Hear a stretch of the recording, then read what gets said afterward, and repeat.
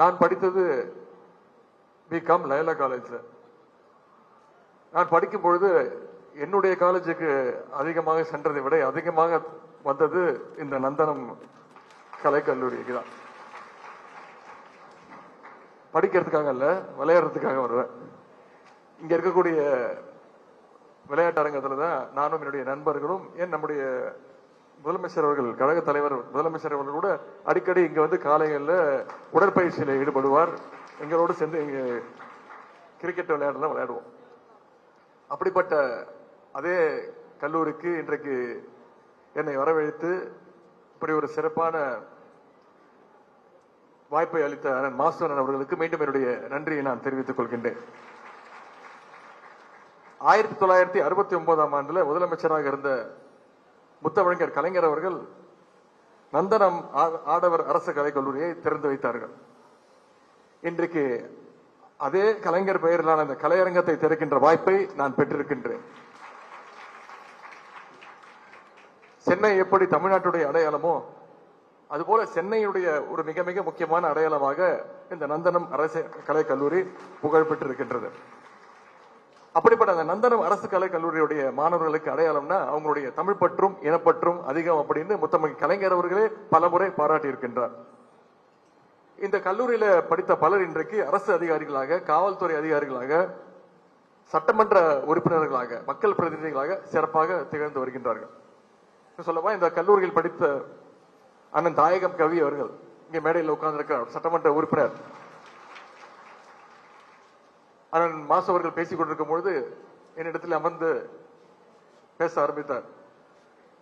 அவர் சொன்னார், இது பெரிய ரெக்கார்ட் பிரேக்கர் அப்படின்னாரு, மிகப்பெரிய ஒரு வரலாற்று சாதனை அப்படின்னாரு. நான் கூட இந்த அரங்கத்தை தான் பெருமையா சொல்றார் போல இருக்கு, போல சிறப்பாக அமைந்திருக்கு இந்த அரங்கம் அப்படின்னு சொல்லுவார்னு நினைச்சேன்.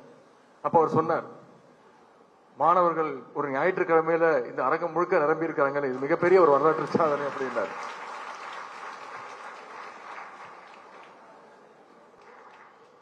படித்து முடித்து விட்ட பிறகு முன்னாள் மாணவர்களாக பல ஆண்டுகள் கழித்து நீங்கள் மீண்டும் இந்த கல்லூரிக்கு வரும்பொழுது நீங்க போய் உங்க கிளாஸ் ரூம்ல உட்கார்றதுக்கு உங்களுக்கு உரிமை கிடையாது, அலோவ் பண்ண மாட்டாங்க.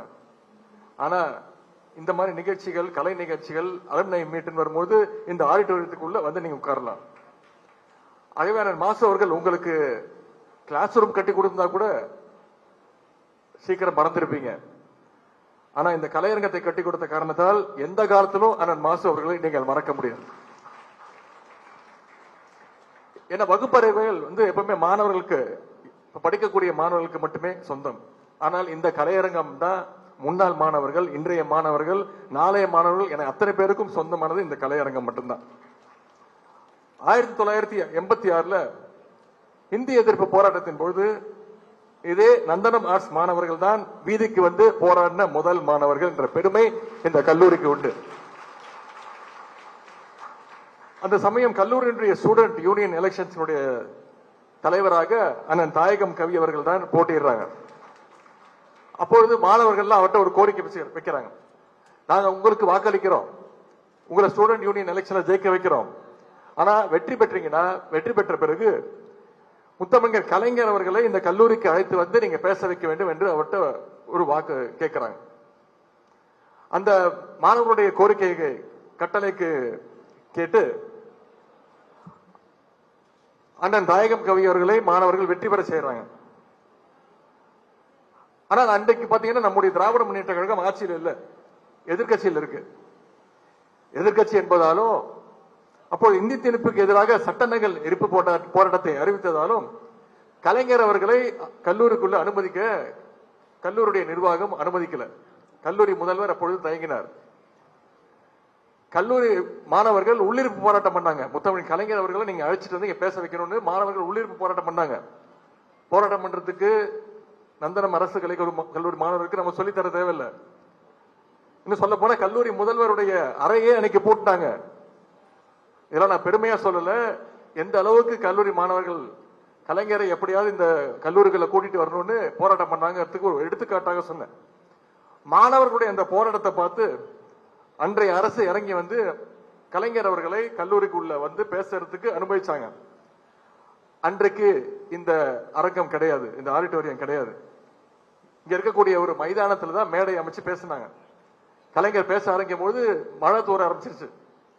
இங்க இருக்கக்கூடிய ஒரு சின்ன அரங்கத்துல ஒரு சின்ன தற்காலிக மேடை அமைச்சு கலைஞருக்கு மைக் வசதி செஞ்சு கொடுக்கப்பட்டு பேச கலைஞர் வந்தார். அந்த மேடையிலிருந்து நந்தனம் கலைக்கல்லூரி மாணவர் பேரவை தொடங்கி வச்சு கலைஞர் அவர்கள் ஹிந்தி திணிப்புக்கு எதிராக உணர்ச்சி பொங்க கலைஞர் அவர்கள் பேசினார்கள். கலைஞர் அவர்கள் பேச அன்றைக்கு இங்க ஆடிட்டோரியம் இல்ல. இன்றைக்கு கலைஞர் பெயரிலேயே நம்முடைய முதலமைச்சருடைய வழிகாட்டுதல் படி அண்ணன் மாசன் அவர்கள் ஒரு அரங்கத்தை ஆடிட்டோரியத்தை இன்னைக்கு கட்டி கொடுத்திருக்கிறாங்க, உருவாக்கி கொடுத்திருக்கிறாங்க.